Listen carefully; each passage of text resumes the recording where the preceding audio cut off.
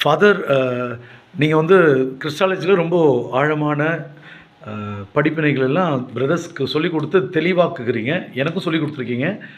இப்போ மக்களுக்கு வந்து ஒரு குழப்பம் இருக்குது. என்னென்னா, இயேசு தன்னை நான் தான் கடவுள்னு பைபிளில் எங்கேயுமே சொல்லலை, அப்படி சொல்லியிருந்தா சொல்லுங்கள், நாங்களே கன்வெர்ட் ஆகிறோன்ற குழப்புறாங்க. இதில் மக்களும் பேதலிச்சு நிற்கிறாங்க. அவங்களுக்கு என்ன பதில் நீங்கள் சொல்லுவீங்க சாமி?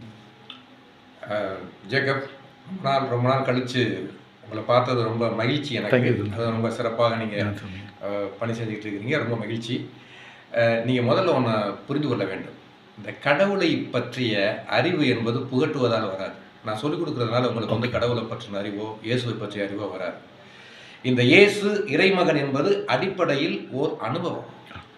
நீங்கள் விவிலியம் என்று சொல்லுகின்ற பொழுது, விவிலியம் என்பது 4 நற்செய்தி நூல்கள் மட்டுமல்ல, அதற்கு அடுத்து இருக்கக்கூடிய திருமுகங்களும் சேர்ந்தது தான் விவிலியம். திருத்தூதர்கள் எழுதியது, பவுலடியார் எழுதியது எல்லாம் தான் விவிலியம்.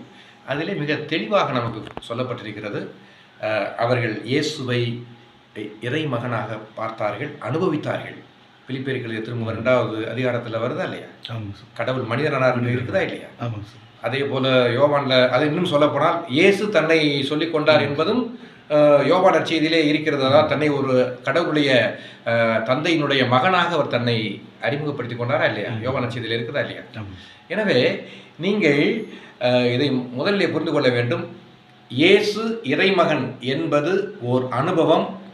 ஆதி கிறிஸ்தவர்கள் அதை அனுபவித்தார்கள், அதை பகிர்ந்தார்கள்.